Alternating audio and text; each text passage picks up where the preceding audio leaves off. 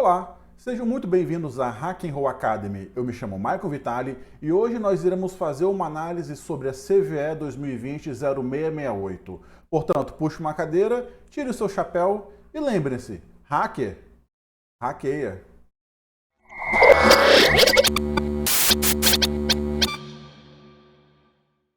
Essa vulnerabilidade, catalogada como CVE 2020-0668, explora uma falha praticamente trivial no Windows Service Tracing.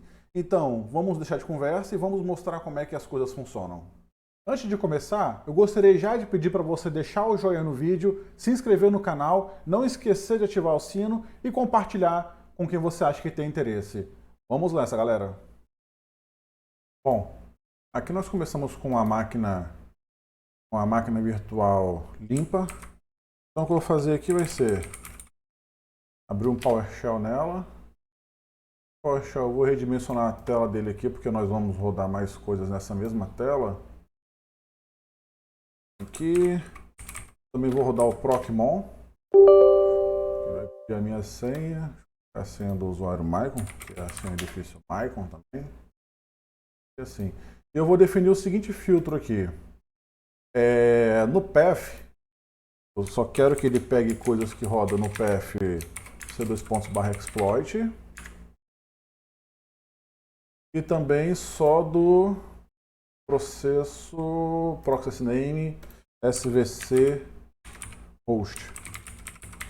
Ou seja, eu só quero que ele monitore eventos que ocorrem nesses dois critérios, sendo o caminho c2.exploit e o processo svc hosts. Vou deixar um espaço aqui em cima que a gente vai usar ele daqui a pouco. Bom, a primeira coisa que nós precisamos aqui é de criar uma instância de uma VPN, porque nós vamos utilizar ela como parte dessa prova de conceito. Então vou criar uma VPN connection, que o nome dela vai ser Hack and Roll. O server address dela vai ser 0000 e vamos ver o que ela tem aqui. Então aqui a nossa VPN foi criada. Então nós podemos fazer a análise dessa vulnerabilidade. Essa vulnerabilidade ocorre no nosso aqui local machine, software, Microsoft. Nossa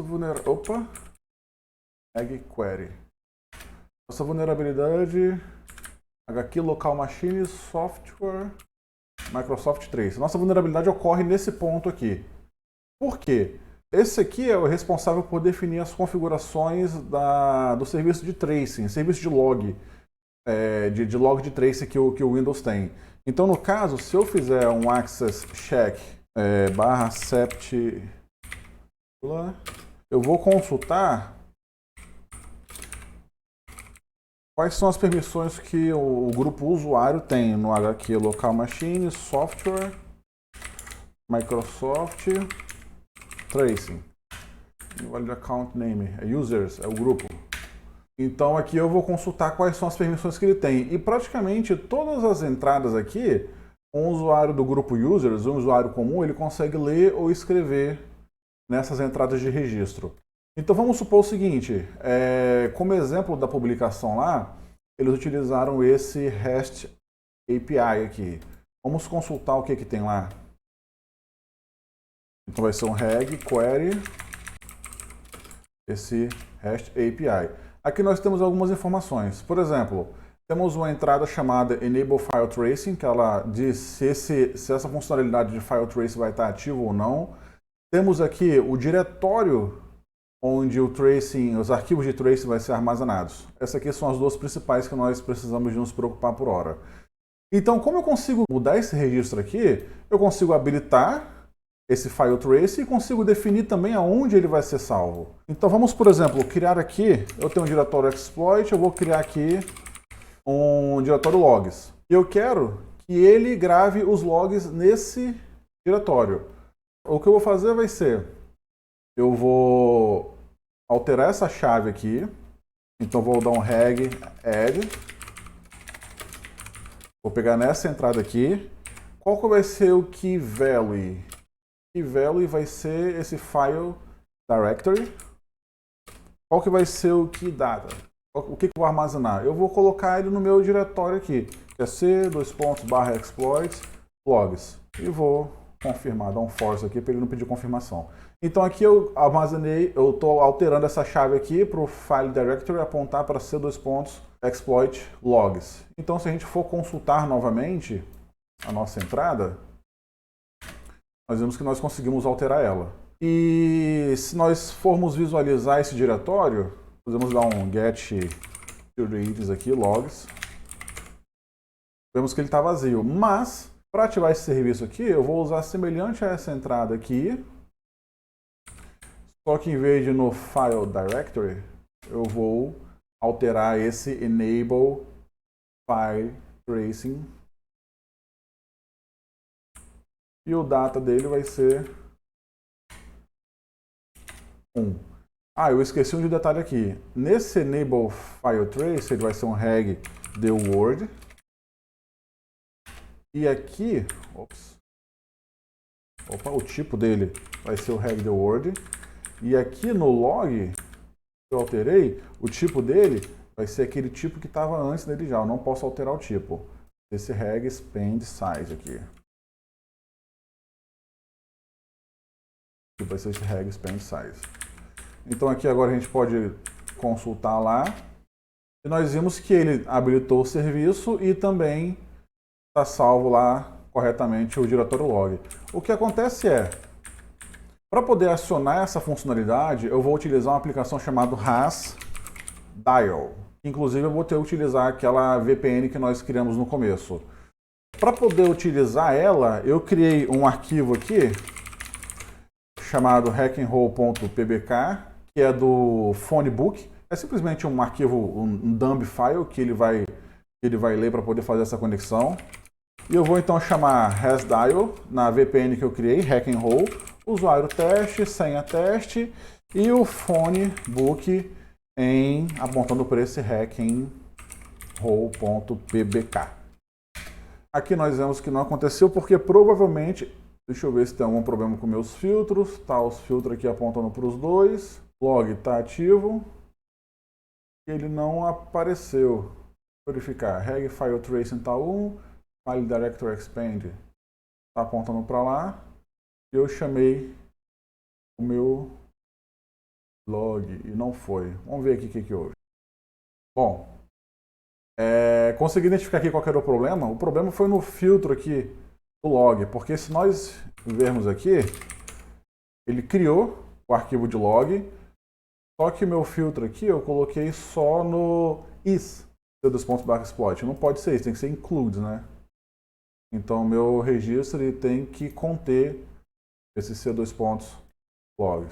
E agora a gente vê que ele realmente, a gente consegue visualizar o acesso que ele fez.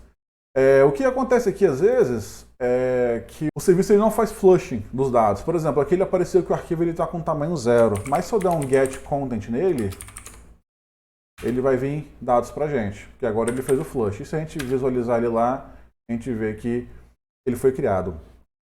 Qual que é o grande problema aqui? O primeiro problema ocorre porque eu consigo definir onde é que esse log vai ser salvo. E quem é que salva esse cara? Se eu der um get children, child item, lá no log, ele veio para meus logs e eu vou adicionar mais um campo aqui. Por exemplo, eu vou selecionar o nome do arquivo e eu também vou selecionar um filtro aqui que eu vou criar. O nome dele vai ser o owner e ele vai ser a expression. Eu vou dar um get acl no meu parâmetro de entrada, pegar o full name, que no caso vai ser o nome do arquivo, e vou pegar o owner dele. Ou seja, aqui eu vou fazer como se fosse um ls, vou listar os arquivos que eu vou mostrar o nome, falta uma vírgula aqui, eu vou mostrar o nome e também vou pegar o owner desse arquivo aqui. Quando executar a gente vê o seguinte, que esse arquivo aqui, o owner dele é o usuário system, ou seja, quem criou ele foi o system, obviamente, porque quem criou foi o serviço SVC host, foi o processo SVC host. Então, qual que é a questão aqui? Se nós viermos novamente lá no reg query Key local machine software Microsoft Tracing REST API. Se nós irmos aqui, nós temos a seguinte situação. Ele também possui uma entrada chamada Max File Size. E essa entrada aqui, o que ela vai fazer é o seguinte: quando o arquivo de log ele ultrapassar, ele atingir esse Max File Size, ele vai fazer um backup dele e iniciar o novo arquivo de log. Vamos ver como é que isso funciona. O tamanho dele que está alto, então vamos alterar ele para um valor menor. Vou dar um reg query, reg add. Vou pegar esse cara aqui. O key value vai ser esse max file size. O key data vai ser, vou colocar esse valor aqui, que acho que é 32K. E vamos colocar 416K, acho que 416K, porque aqui ele foi para 17, né? A primeira rodada que nós fizemos foi para 17. Então, se eu rodar de novo, ele vai gerar, porque ele iria para 34, né? Se for a mesma quantidade de log. Mas vamos colocar 16K só para garantir que ele vai fazer esse processo. E o key type não podemos esquecer o key type, esse reg keyword. Reg de word. Então aqui nós alteramos o max file size dele. Vamos adicionar um auto scroll aqui para a gente conseguir ver quando ele vai gerar log. Eu vou limpar aqui o nosso procmon e ele pediu para confirmar porque eu não coloquei o force. E aqui nós vamos chamar novamente o serviço do resdial. Chamando esse serviço aqui, a gente pode analisar aqui no procmon, ele gravou o log, só que no começo da gravação ele fez o quê? Ele pegou o reslog e deu um open file, e em um dado momento aqui, ele chamou o set rename information file, porque ele renomeou esse REST API.log para REST API.old, também dentro do diretório que a gente consegue controlar. E qual que é o problema disso? O problema disso é o mesmo que tinha anteriormente. Eu havia comentado. O problema é que todos os dois arquivos eles foram gravados pelo usuário system. Então pensa o seguinte, nós temos aqui um serviço, ele grava arquivos dentro do diretório que a gente manipula, ele também renomeia arquivos dentro do diretório que a gente consegue manipular. Ele copia de um lado para o outro. E aí que entra o esquema da exploração. Por quê? Nós conseguimos criar links simbólicos no Windows também. Tem umas formas mais chatas de fazer isso, tem que criar mount, um monte de coisa. Bom, existe uma ferramenta desenvolvida pela Google Project Zero que é a Create Sim Link. Essa ferramenta ela é semelhante, ela cria links simbólicos no Windows, semelhante aos links que nós temos no Linux. Para quem é familiarizado com isso, simplesmente eu consigo criar uma referência para um outro arquivo. E como nós temos permissão de escrita nesse diretório, a gente consegue criar links simbólicos nesse diretório apontando para qualquer arquivo que nós quisermos. Obviamente, nós não conseguiríamos acessar esse arquivo, mas nós conseguimos induzir um serviço do sistema a acessar esse arquivo pela gente. Primeiramente, para poder conseguir explorar isso, nós temos que desabilitar o serviço de tracing, nós vamos deletar os arquivos de log, e agora nós conseguimos criar os nossos links.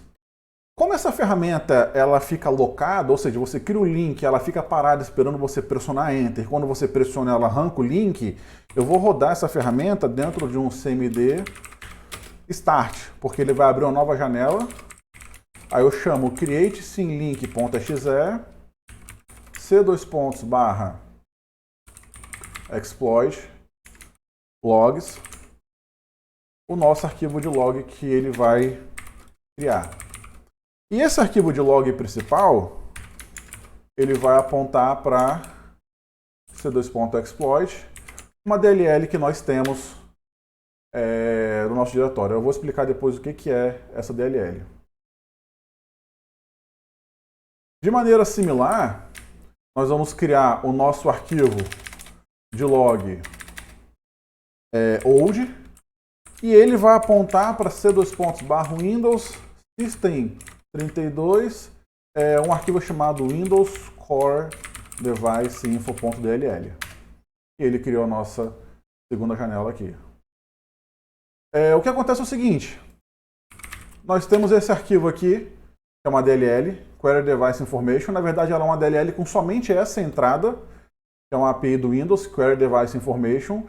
E ela, quando você aciona, quando você chama essa API dentro dela, na verdade, ela tem um bind shell na porta 1337. E o que vai acontecer? Quando nós acionarmos o serviço, ele vai verificar o tamanho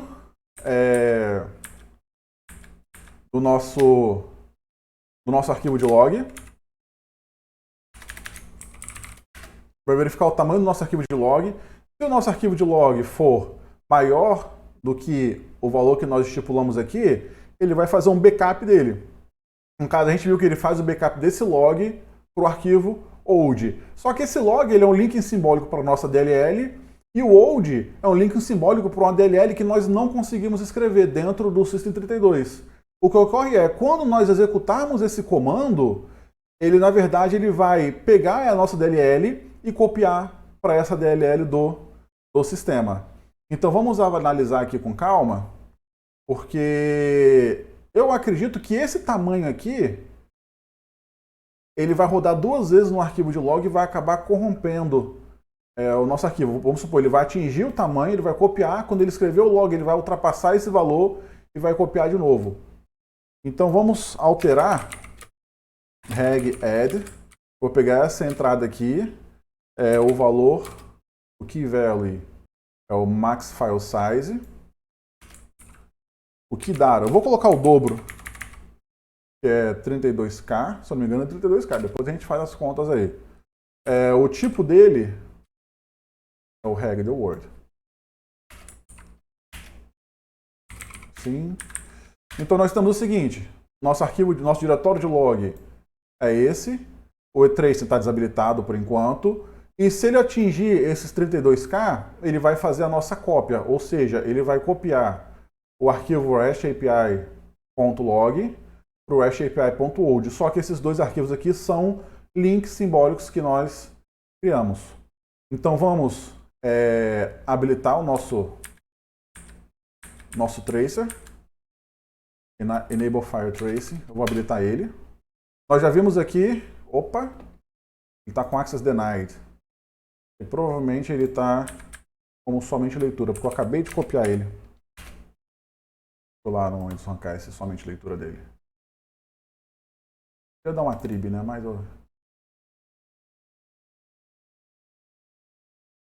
leitura.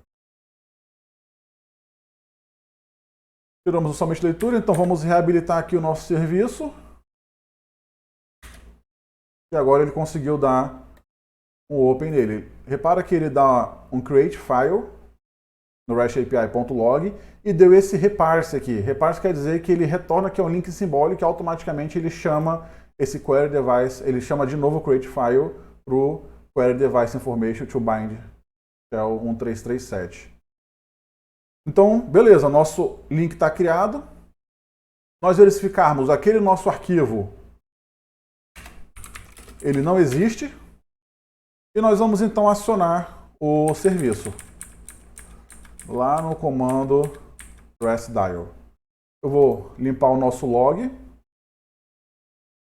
e vou chamar o restdial. Agora nós vamos ver o que aconteceu. Repara que no começo ele deu um create file nele, alterou aqui, ele pegou algumas informações, provavelmente o tamanho do arquivo ele validou, e ele chamou o set rename information file, ou seja, ele renomeou esse arquivo aqui para o arquivo que nós temos. Aqui ele não apareceu porque provavelmente é um link simbólico, mas se nós formos lá no Windows, naquele diretório lá, agora aquele nosso arquivo, e antes o tamanho dele é 90624, ele está copiado dentro do diretório 632 com o nome Windows Core Device Info. E aí, O que a gente faz com isso?